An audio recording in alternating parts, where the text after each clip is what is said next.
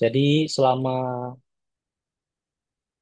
ini saya trading di gold tuh memang banyak sekali pelajaran ya. Nggak gampang ternyata trading di gold itu di mana marketnya memang berbeda dengan trading untuk major pair ataupun forex. Ya, jadi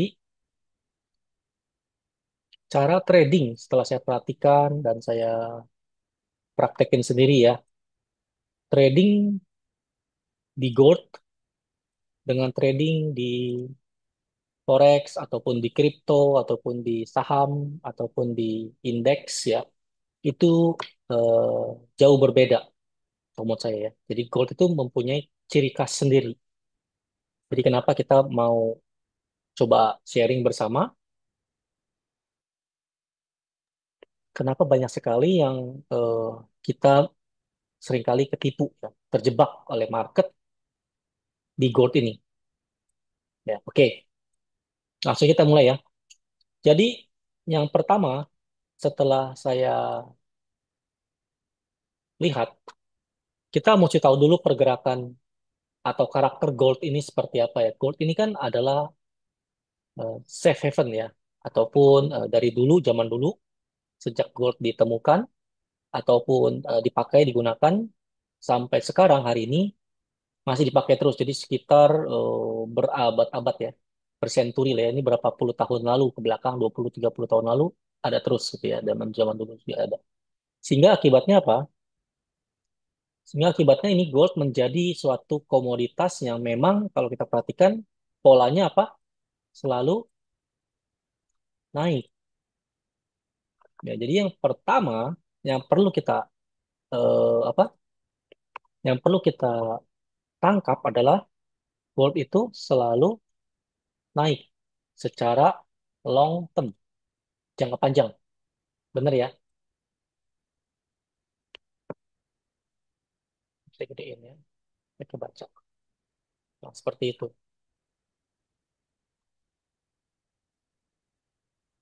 Jadi gold selalu naik. Apapun yang terjadi selalu naik. Dan mungkin dia akan ada terjadi koreksi. Itu yang pertama. Jadi yang pertama karakternya adalah selalu naik secara long term. Nah, jadi secara long term artinya kalau secara trading di gold itu, kalau secara trading ya, kita istilahnya apa? Semi swing ataupun swing, bukan scalping ataupun intraday ya, ataupun invest. Ini semi swing, swing ataupun investing ya. Jadi investing ini lebih tinggi lagi, lebih lama lagi ya. Jadi bukan scalping, bukan intraday. Jadi seperti kita menyimpan hold sampai berbulan-bulan atau mungkin bertahun-tahun ya. Jadi karakternya seperti itu. Ini yang karakter mungkin Bapak Ibu harus melihat juga kenapa kita seringkali rugi besar ataupun mungkin pernah mengalami margin call di gold. Banyak faktor yang nanti saya jelasin lagi berdasarkan pengalaman saya juga ya ataupun teman-teman lainnya. Nah, jadi setelah kita tahu gold itu selalu naik secara long term, semi swing ataupun investing, maka kecenderungannya kita selalu mencari apa? Kalau dia selalu naik, berarti mencari buy. Ya, masalahnya kalau kita mencari buy di atas, ini monthly ya, jadi ini secara monthly nih, ini chart monthly. Kalau kita ngebuy-nya di atas, lalu dia tiba-tiba terjun, itu berapa floating kita ataupun berapa minus kita. Tinggal di compare dengan lot size dan equity dan margin. Ya, jadi pertanyaan seperti itu. Jadi gold itu selalu naik. Makanya di GFA kita selalu mencari atau GFB ya, GF basic ataupun GFA advance itu mencari buy yang prioritas di lembah. Lalu kalau GFA bisa cari sell, tapi kalau GFB nggak boleh ya. Basic nggak boleh sell, GFA boleh sell. Lalu cari sell di pucuk dalam cage gitu ya. Nah, ini pelajaran-pelajaran yang saya improve terus karena saya melihat sebenarnya gold itu kalau kita benar-benar ketemu polanya tenang gitu ya. Cuma memang kadang-kadang ada hal lain yang di luar si chartnya ini sendiri. Jadi contoh misalnya ya, kalau misalnya kita mencari prioritas buy di lembah, lalu kita cari sell di pucuk. Kalau dalam catch ini dalam GFA ya, tapi kalau GFB nggak boleh. Kalau GFB hanya boleh buy, kalau GFA hanya cari buy dan sell boleh. Kembali ke tadi, kalau misalnya kita ngebuy-nya di atas, dia terjun, equity kita cukup nggak? Nah, masalahnya adalah, saya ingat tadi pertanyaan saya ya, atau jawaban saya adalah, cara trading di gold dengan cara trading di forex itu sangat berbeda. Ya, jadi ini penting sekali nih. Cara trading saham, cara trading, walaupun sesama-sama menggunakan teknikal yang sama. Contoh misalnya kita menggunakan chart pattern, atau menggunakan Dow theory, atau menggunakan apapun juga lah. Ilmu-ilmu orang lain boleh dipakai.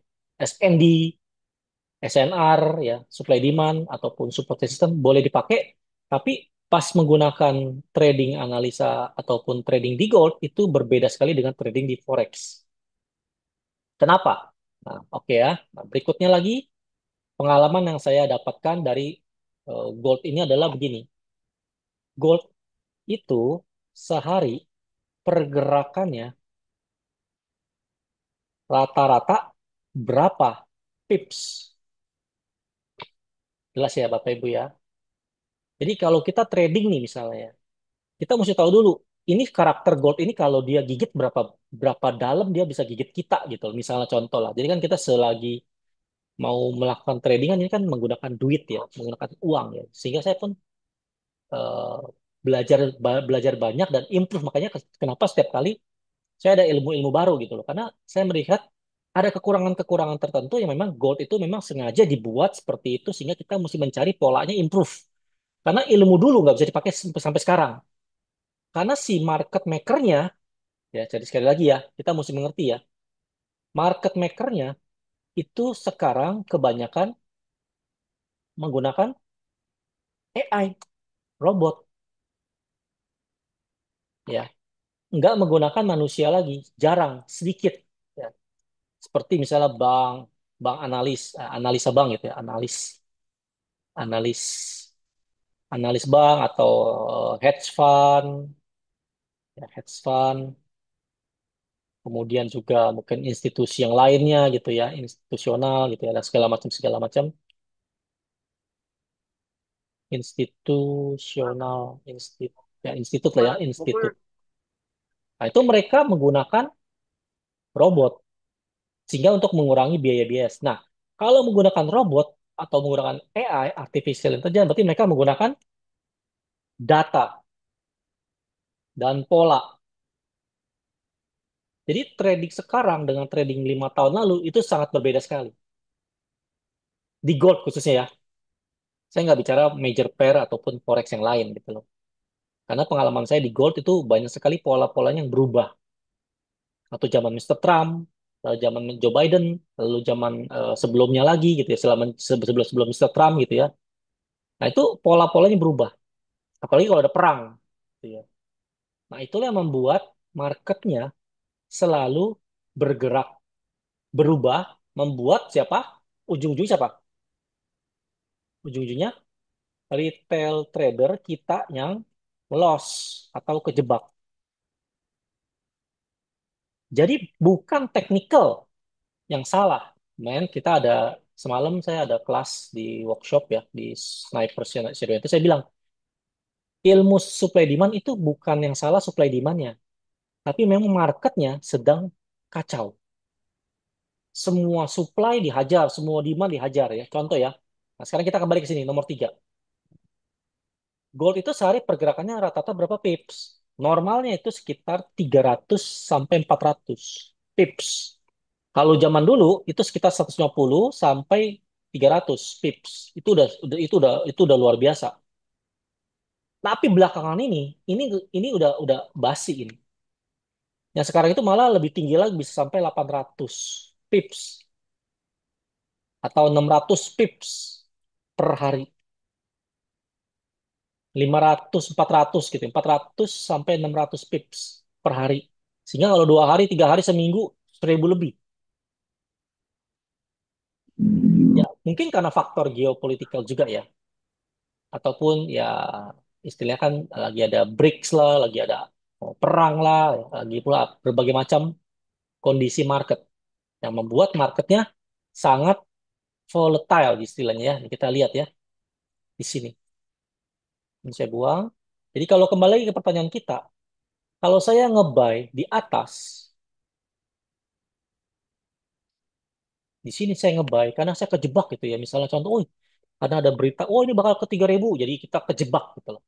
Karena ada news kan, atau ada berita, gold bakal ke 3.000 misalnya 2 bulan lalu kan, waktu lagi zaman tinggi-tinggi, atau bulan lalu nih, bulan Oktober, gold bakal ke 3.000. Wah, orang-orang pada beli di sini. Belinya di mana? Di 2.700-an. Ya terjun 2.500 pip. Kita lihat ya di sini 2.500 pip. Jadi kalau kita beli di 2.700, dia terjun sampai 2.000 pips. Artinya apa? Kalau kita tradingnya, ini saya gampang aja saya screenshot ya. Sini. Contoh ya, ini asumsi melihat pergerakan gold, kita nge-buy di sini 0,01 aja misalnya ya. 0,01 lot saja. Maksud gede-gede ini paling kecil nih. Ini terkecil lot yang kita entry, kita nge-buy di 2770 misalnya gitu. Misalnya di bulan lalu Oktober kita nge-buy di sini karena bakal ke 3.000 lah, tenang aja lah bakal ke 3.000 gua close gitu misalnya. Untung $100 gua close misalnya. Kita nge-buy di sini. Tiba-tiba Mr. Trump menang pemilu kemarin presiden, goldnya terjun sebesar sebanyak 2.500, 2.000 lah contoh, 2.100 lah. Jadi kalau 0,01 kita floatingnya langsung ke minus 200, kurang lebih ya, plus minus $200. Kalau nggak pakai SL. Kalau pakai SL pasti udah kena terus.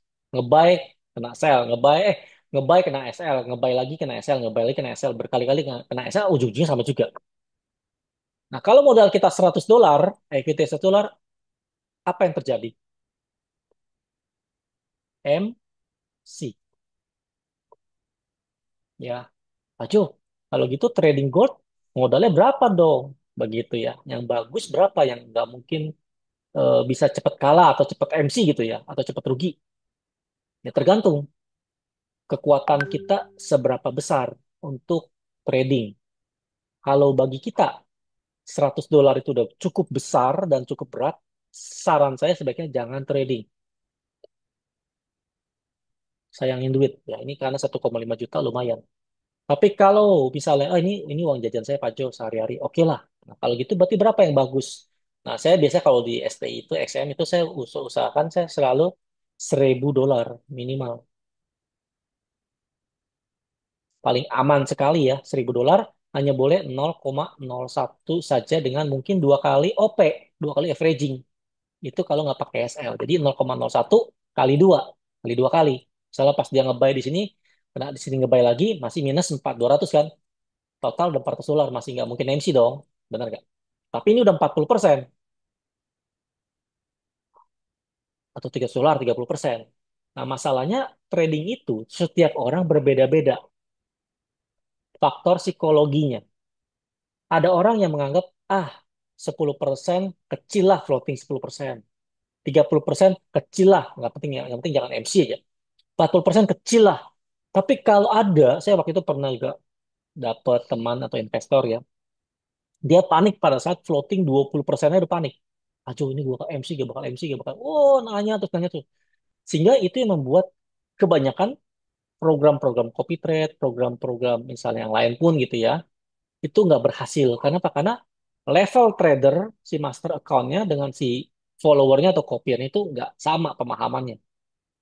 Gitu ya. Apalagi kalau misalnya uangnya uang panas, uang operasional gitu ya. Sehingga modal 15 juta, 1.000 dolar, floating $400 itu udah panik. Ah, ini pasti MC Pak Jo. Wah, udah keringet dingin tuh. Setiap hari tongkrongin. Kenapa begini? Bukan salah si masternya atau bukan salah teknikalnya, tapi karena marketnya tiba-tiba terjun tanpa koreksi. Kita lihat ya. Ini kan kita bicara yang kotak ini ya. Dua kotak ini, Oktober dan November. Kita lihat secara D1. Ini terjun terus berhari-hari pas Mr. Trump ya, ini kalau nggak salah ini. Langsung terjunnya 2.500 pips. Nggak pakai basa-basi. Lalu digempur lagi minggu lalu, ditebang lagi ke atas. Barusan terjun lagi gitu ya. Sebesar berapa hari ini aja, sehari aja sampai 600 hari ini. 600 loh. 600 pips artinya $60. Jadi kalau Bapak Ibu punya modal $100, ngebuy di sini, itu udah floating 60 dolar. 60%. Dari modal 100, floatingnya $660. Itu kalau nggak pakai SL misalnya. Kalau modal 1.000 berarti udah kena 6%. Kapan profitnya Pak Jo kalau begitu Pak Jo? Kita nge-buy dia terjun, kita nge-sell dia terbang. Gitu ya. Ini kan contoh nih. Ini pasti orang banyak yang nge-buy di sini. Dia terbang. Kita nge-sell sini, dia terbang. Di sini kita nge-buy dia terjun, kita misalnya nge-buy di sini, dia terjun. Ini kucing-kucingan gitu loh. Ya, kucing-kucingan. Bener gak? Nah, itu terjadi karena apa? Karena memang marketnya sedang dimanipulasi. Ya, seperti saya bilang, kita sedang ditarik modalnya oleh big boys. Kenapa? Karena akhir tahun mereka harus kejar target. Sehingga si sistemnya atau polanya marketnya itu dibuat seperti ini. Banyak yang nggak tahu. Mereka pikir market bergerak sendiri gitu ya. Padahal enggak, ya kan? Marketnya sudah di setting untuk kita kalah atau rugi. Pak Jo, kalau gitu gimana mau trading for living kalau misalnya market seperti ini? Nggak bisa. Kalau market lagi kacau, kita nggak bisa trading for living setiap hari. Jadi kita mesti hitungannya sebulan atau satu siklus, kita 5 minggu sampai 6 minggu, tergantung marketnya bagaimana. Makanya kita nggak bisa mainnya intraday. Makanya signal saya sekarang jarang sekali di bulan Oktober dan November ini karena saya berhati-hati sekali untuk melakukan entry. Karena saya kemarin kita semalam ada kelas ya, ada kelas sniper. Kita mau nge-sell di atas ini kemarin. Nggak dapet, tiba-tiba terjun, nggak kena. Keburu terjun 660 dolar tuh lumayan. Kita mau nge-buy lagi di mana? Nggak dapet lagi. Untung tadi siang kita dapat buy di bawah sini, di pucuk. Di apa? Di lembah. Kita nge-buy di sini. Ya, di sini kita nge-buy. Di bawah kita nge-buy. Dapat di 2655 sampai 2660 dapat. Ya, $20 atau $30 itu. Kalau 0,01. Ya, jadi pola-pola seperti itulah yang membuat kita seringkali kenal floating minus. Apalagi kalau misalnya kita nggak pakai NM yang benar. Ini 0,01 saja. Floatingnya itu $400 loh. Kalau dua kali. Bayangin coba kalau 0,1 udah MC. Udah pasti buang-buang duit. Kalau gitu Pak Jo mesti gimana dong Pak Jo? Caranya Pak Jo? Ya, memang makanya kita improve kan. Kata tadi saya bilang. Saya secara trading, saya improve. Dulu market, contoh ya, nih, kalau di GFA ataupun di GF Basic, nggak GFA lah, di GFA. Di GFA kita sudah punya pola-polanya, kapan kita mesti nge-sell, kapan kita mesti nge-buy. Karena polanya itu berubah-ubah nih, kita perhatikan ya. Ini pola, ini pola, ini belum ada pola. Ya, kalau pola di sini aman, pola di sini aman, terukur, terukur. Maka kita waktu itu tahun lalu saya profitnya sebulan tuh 10% minimal. Tahun lalu. Makanya dulu kita punya program kenceng sini. Sekarang saya punya program kebanyakan nahan atau nunggu. Karena kenapa? Marketnya naik terus. Sejak Gaza ditambah lagi dengan Mr. Trump lagi ya. Naik terus, naik terus, naik terus, naik terus. Tiba-tiba terjun. Belum terbentuk apalagi di sini. Jadi tadi pola-polanya adalah yang pertama apa? Gold selalu naik secara long term. Nah, jadi kita nggak bisa scalping ataupun intraday selama marketnya masih naik terus. Nah, begini. Ya. Kita cari di H1 deh. Kalau market seperti ini, kita mau tradingnya seperti apa coba? Ya, kita bicara dari minggu lalu, Senin minggu lalu nih, pas dia lagi naik di sini Senin. Senin. Kita misalnya contoh, oke, saya dapat buy di sini. Eh, udah untung 100 pip lah, close PP ya, PP, close profit. Dapat kita, memang kita dapat waktu itu. Dapat $30, 30 pips, 300 pips. Dapat kita semua. Tapi setelah itu kita mau ngapain lagi? Kita mau nge-sell kena floating. Saya ada sell sini satu. Kena floating. Lalu saya nungguin di atas. Di sini. Nggak dapat. Terjun tiba-tiba. Tadi siang dapat nge-buy di sini. Itu pun mesti nunggu berhari-hari. Karena apa? Karena marketnya nggak ngasih. Kalau marketnya seperti enak ya. Nah, begini enak nih. Kita dapat terus nih. Ini kita kenyang. Atau sebaliknya. Kalau marketnya seperti ini.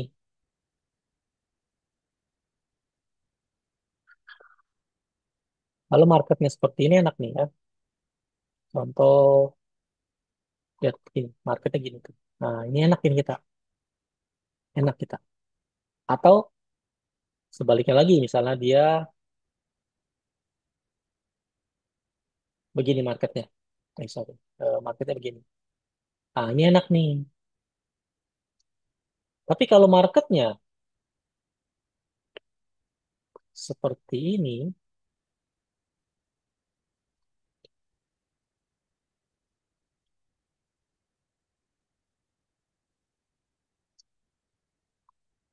ya, seperti ini, apa yang kita mesti lakukan?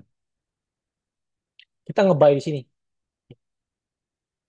udah cukup kenyang, dapat $100. Tutup dong, close profit, dapat cepet, dapat 100. Mau nge-buy lagi, di mana nge-buy-nya? Tiba-tiba kalau kita takut di sini takutnya tiba-tiba terjun. Karena kan tiba-tiba aja dia terjun dari sini ke sini nih. Jadi takutnya kita udah profit $100 disedot jadi minus 200 begitu, ya kan? Karena nggak ada koreksi yang bagus. Jadi marketnya tuh nggak begini, begini dulu kayak, nah kita mau buy di sini, begini kayak kita nge-buy di sini, begini kayak kita nge-buy di sini. Itu kita kenyang. Tapi kalau marketnya seperti ini namanya ini sedang ditarik modal oleh big boys. Itu menurut analisa saya ya. Karena tadi kembali lagi market menggunakan apa? Market menggunakan AI. Lalu sebelumnya lagi ada teman saya GMC nih di sini. Tiba-tiba terjun 2.500 pips ya, naik terjun lagi.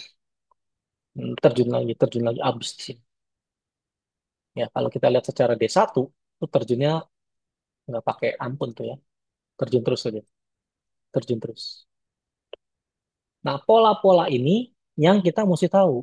Nah, kalau di trading seperti menggunakan market structure ataupun menggunakan dot teori itu dikasih tahu pola-polanya, tapi nggak tahu sedang di tahap mana. Makanya kita di GFA udah mengenali hal ini berdasarkan pengalaman kita backtest 20 tahun. Jadi kita tahu nih, oh, kalau ini di sini, ini di mana gitu. Jadi kita mesti ngapain? Kita mesti nge-buy atau nge-sell.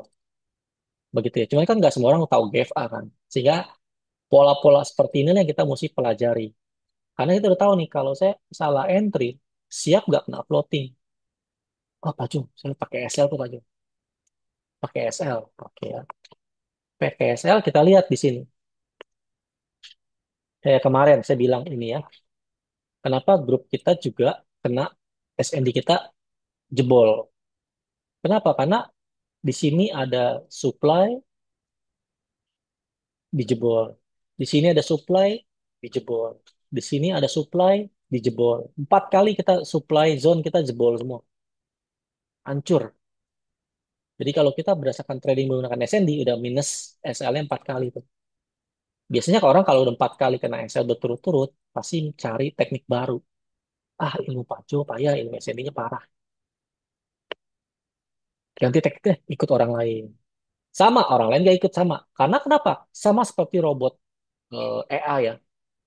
Karena pola market itu selalu berubah-ubah setiap beberapa tahun. Ya, kita lihat ya. Secara weekly deh, weekly dulu. Weekly, kita lihat secara garis besar. Makanya trading gold sama trading forex berbeda. Ya, ini ya, contoh ini kan gold ya. Oke, kita lihat deh GBP USD. Jadi perbandingan jelas nih kan saya bilang di sini kan, trading gold sama trading gold apa sama trading forex itu berbeda caranya. Ya, ini weekly ya, itu weekly. Oke, kita punya weekly. Ini GBP USD, major pair. Polanya berbeda kan? Kalau si gold kemana? Si gold begini, oke? Kalau si GU kemana? Ya main-main sini aja. Berarti apa artinya? Di sini resisten dia, di sini support dia. Tinggal dihitung aja dari sini ke sini berapa jaraknya.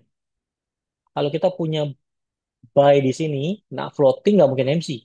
Kalau kita udah ukur kekuatan uang kita sama ke floatingan dia. Karena nggak mungkin dong dia di bawah satu. Karena ini pentok dia di satu. Ini waktu Brexit. Dia mau kemana lagi? Dia pasti main-main di daerah sini lagi. Jadi kita GU itu lebih gampang tradingnya dibanding gold secara money management. Nah, masalahnya apa Bapak Ibu? Tradingnya kadang-kadang dicampur. MT4-nya nih dicampur sama GU, GJ, UCAT, dan segala macam sama gold. Modalnya cuma $500 atau $200. Itu pasti dijamin cepat MC. Ya, bukan salah tradingnya, bukan salah teknikalnya, tapi salah apa secara manajemen tradingnya itu salah. Makanya saya di GFA atau di GF Basic ataupun di manapun juga saya selalu bilang satu MT4 modalnya misalnya $1.000 atau $500 atau berapa ratus dolar terserah. Itu kalau bisa hanya satu pair, mentok-mentok dua pair. Makanya saya kalau GU, sorry, kalau saya trading gold sama AUD CAD saya bedain accountnya. Di satu nama bisa multi account. Kedua, sorry kedua, berikutnya lagi, saya selalu, ini pengalaman saya juga nih, memang gara-gara gold ya. Ini banyak pengalaman sekali yang kita mesti dapetin. Ini harus pakai account namanya free swap. Harus. Parah ini kalau nggak. Ya, harus cari account free swap. Di broker lokal ada yang free swap, tapi kadang-kadang dibatasin berapa minggu gitu. Pasnya kita mainnya di broker luar. Ya, nanti semoga suatu saat ada broker lokal yang bisa kasih free swap-nya forever gitu ya. Saya nggak tahu lah. Semoga ada lah.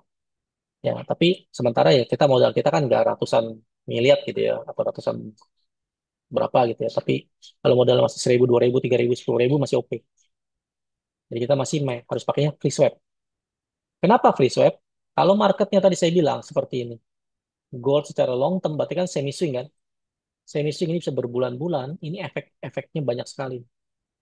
Makanya saya senang trading di XM atau di broker-broker luar yang ada free swap-nya gitu loh. Jadi kita bisa recovery-nya gampang. Kayak kena floating bisa balik. Ada beberapa account kita ataupun account investor ataupun account copy trade udah kena floating, hampir floating 50%, bisa balik BEP, tutup. Buka account baru lagi, tradingnya benar, baru lagi, bagus lagi, aman.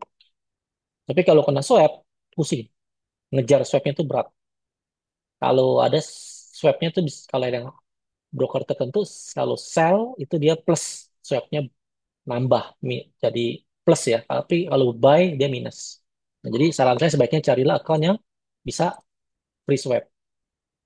Begitu ya. Ini kalau menurut saya ini penting, khususnya di gold. Lalu berikutnya lagi, setelah kita tahu kondisi market seperti ini, nah, kalau sedang dikasih profit oleh big boss, itu marketnya kayak tadi saya bilang, seperti ini marketnya. Begini, atau sideway, atau marketnya lagi naik begini. Nah, kita atas bawah dapat nih. Ini makanya saya suka sell di lembah, buy di pucuk, sell di lembah, buy di pucuk, sell di lembah, buy di pucuk, sell di lembah, sorry, sell di pucuk, buy di lembah, dan seterusnya, dan seterusnya. Ya. Nah, berikutnya lagi, ini tambahan terus ya, saya kasih yang pengalaman saya nih ya. Nomor 5, itu akhir tahun biasanya naik. Tapi tidak 100% pasti ya, namanya market. Tidak ada yang pasti. Jadi, apa yang mesti terjadi, apa yang kita mesti lakukan? Kalau misalnya secara daily kita seperti ini kan sekarang udah November nih ya. Akhir minggu ini udah habis Novembernya. Berarti ini Desember nih. Nah, berarti Desember biasanya lanjutnya tuh kurang bagus ya.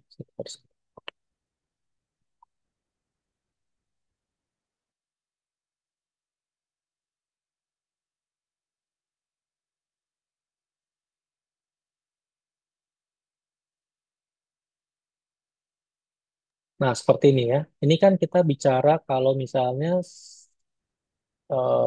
bulan Desember tanggal 1.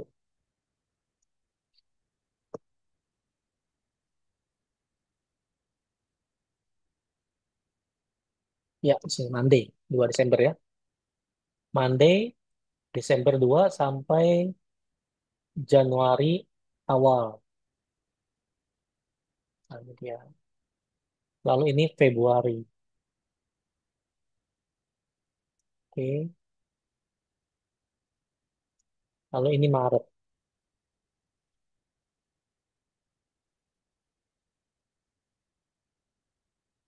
Ya, sini ya. Nah, kita udah punya kerangka waktu. Jadi kita tradingnya nggak sembarangan. Makanya saya bilang kalau kita trading, menganggap trading ini sebagai benar-benar untuk kita trading for living seperti saya gitu ya. Saya tuh mikir sampai 3 bulan ke depan apa yang akan terjadi, seasonalnya seperti apa. Jadi nggak sembarangan. Kebanyakan orang kan tradingnya cuma di H1. Oh, ngeliatnya di H1 doang. Tapi secara daily-nya dia nggak lihat. Karena kan kalau semakin kecil time frame, semakin dia banyak manipulasi.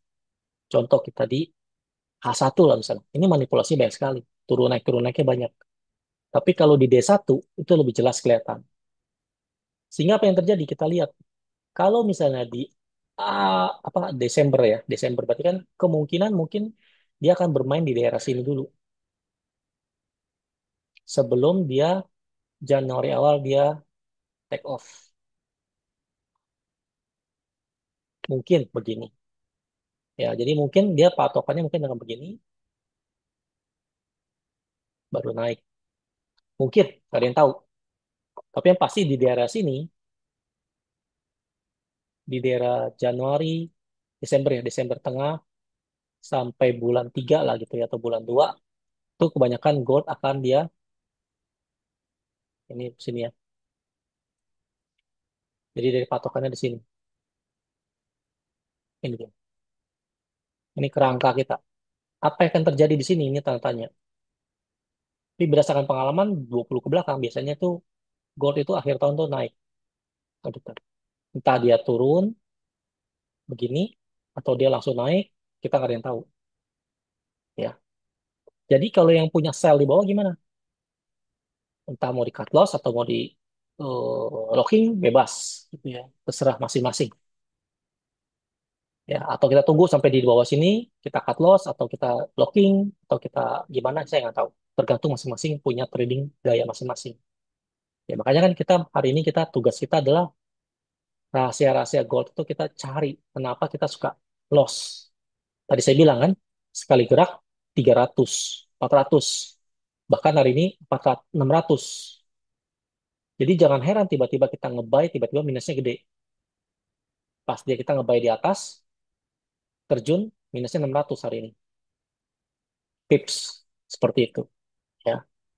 Nah itulah kurang lebih patokannya seperti itu. Dan keenam, ya keenam, ini karena saya sering trading, jadi saya ingat semua itu.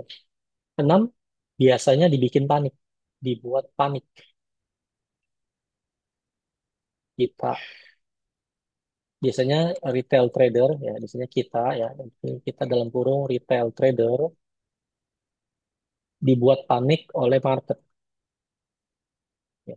Sekalinya naik nggak pakai gas ya, naik terus ya, sekalinya turun nggak pakai rem, sorry ini nggak pakai rem ya. Ini nggak pakai rem ya, ya, turun terus khususnya berapa bulan belakangan ini ya. Jadi kita seringkali kita floating ataupun MC bahkan mungkin ya, gara-gara apa? Memang market susah dan kita nggak bisa kontrol. Itu jeleknya. Contoh, market nih, sideways terus di sini. Seminggu dia sideways, tiba-tiba terbang dan terjun. seminggu sideways. Boring banget. Di sini seminggu sideways. Di sini 2 minggu sideways. Nggak gerak, nggak naik, nggak turun. Tapi sekalinya terbang, terbang nggak pakai gas. Nggak pakai rem, naik terus. Terjun, terjun terus. Ini juga sama minggu lalu. Naik terus nggak pakai gas. Ini orang stres nih. Pasti banyak orang yang kalah di sini. Karena pasti banyak yang sell. Banyak sell di sini, nge-sell di sini, nge-sell di sini, dan segala macam. Kenapa? Karena marketnya memang sedang down. Nah, sekarang dia naik lagi. Tadi terjun 600. Sekarang lagi naik lagi. Mau kemana nih marketnya? Jadi apakah dia begini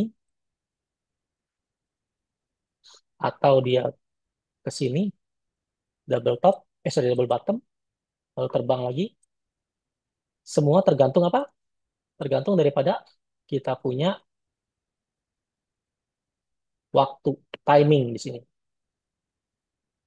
Ini ilmu yang di luar pada technical itu namanya timing, ya, timing. Makanya di TMG sebenarnya itu bagus. Kapan TMG terjadi, kapan TMG nggak terjadi. Karena itu waktu. Ya, November adalah bear, Desember mungkin sideways atau bull, Januarinya mungkin bull, Februarinya bull. Bisa ke 2.300, sorry, bisa 2.800, 2.900, bahkan mungkin bisa ke 3.000, ada yang tahu. Tapi kalau berdasarkan pengalaman daripada zaman dulu yang Mr. Trump masih jadi presiden ya, periode presiden dia 2016 kan, ya 2016 sampai 2000 berapa ini dia naik nih, perang Cina, perang dagang Cina sini tuh. Sebelumnya di sideways dulu di sini. Nah, ini biasanya ini karena dia pebisnis ya, beda sama Demokrat, nyarinya perang terus. Makanya kenapa kalau zaman Bush, Mr. Joe Biden gitu ya, Obama itu pasti perang terus secara fisik. Tapi kalau Mr. Trump dia bisnisnya cari cuan dulu, cari cuan baru mungkin dia perang sama Cina aja, perang dagang nggak perang fisik. Nah sekarang sama, Mr. Trump akan menjadi presiden lagi. Jadi apa yang terjadi?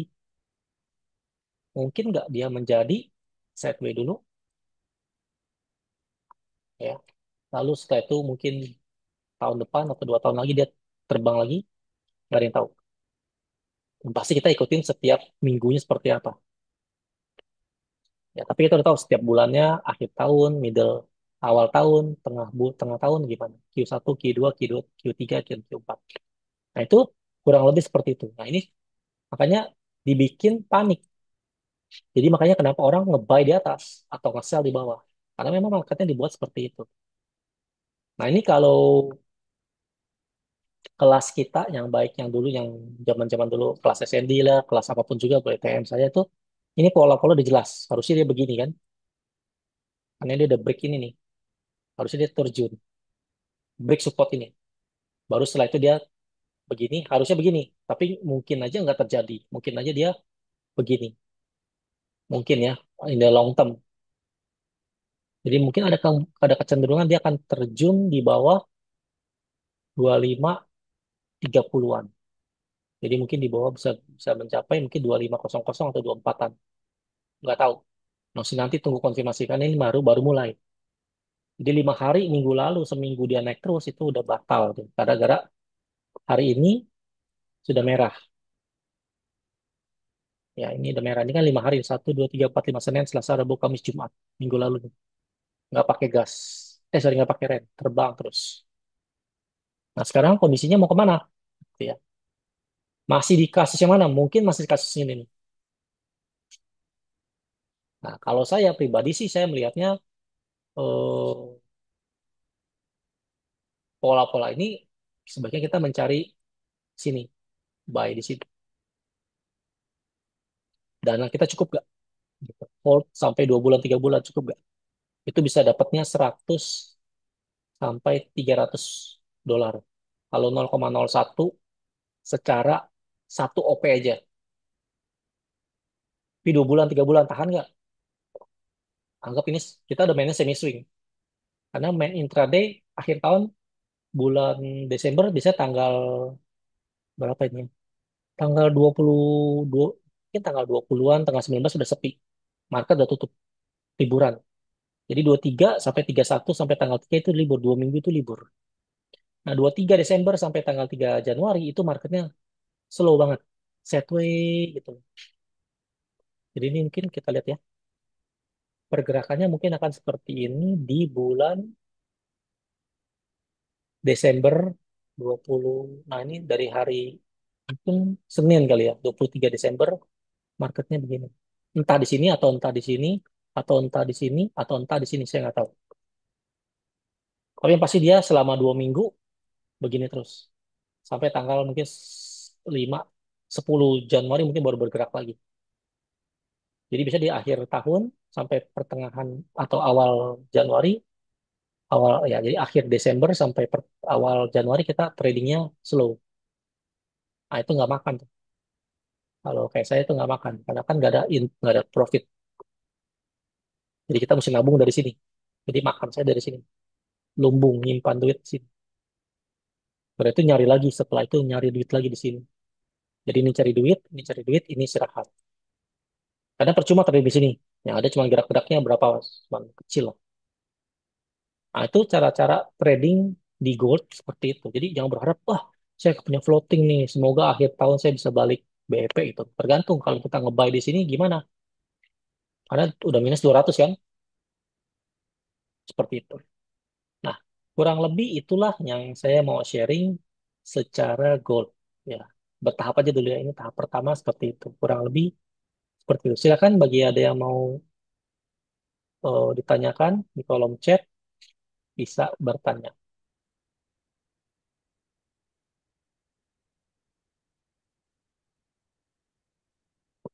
Ya, jadi kita tahu nih kapan kita mesti ngebut, kapan kita jangan ngebut tradingnya.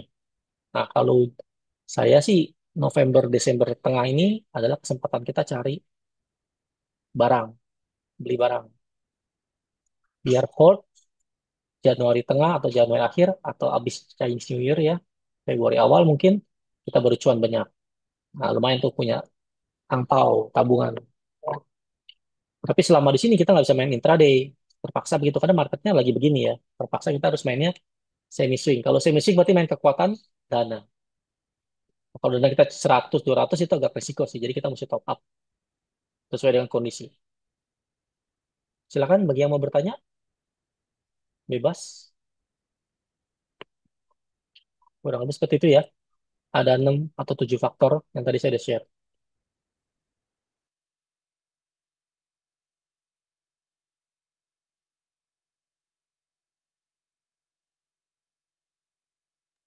Ya, jadi ini saya share lagi.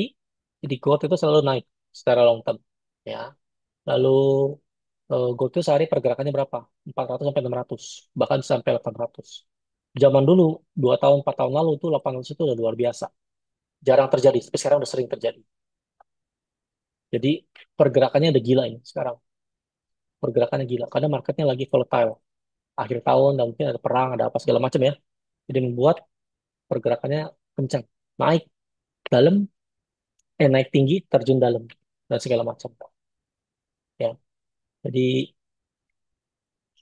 itu kita mesti hati-hati. Kemudian, ya sekarang market ini biasanya saya pakai free sweat, kemudian akhir tahun biasanya naik, tapi nggak pasti juga ya, sesuai dengan kondisi market, pasti lagi nanti kadang-kadang turun juga. Jadi dari 10 kali dia 2 kali nggak berhasil. Terus biasanya ini, ya nih, sekali naik, naik, sekali turun, turun. Ya, saya rasa itu aja dari saya. Silakan bagi yang mau bertanya, jika ada pertanyaan.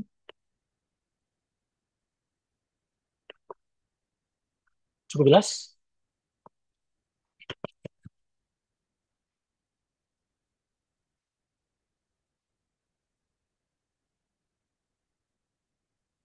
Pak Jo, ada pertanyaan ya. Pak Jo, tadi yang akhir Desember market libur, artinya sama sekali nggak ada transaksi ya. Kita juga libur tradingnya ya Pak Jo. Tuh. Kebanyakan transaksi ada, cuman pergerakannya kecil Pak. Turun naik, kadang-kadang diem gitu loh. Kalau kita nge-buy, kadang-kadang floating plusnya kecil, floating minusnya kecil, kita nge-close, entry, agak susah. Contoh nih Desember nih Pak. Ini Desember. Ini seperti inilah. Ini jelek banget nih ya.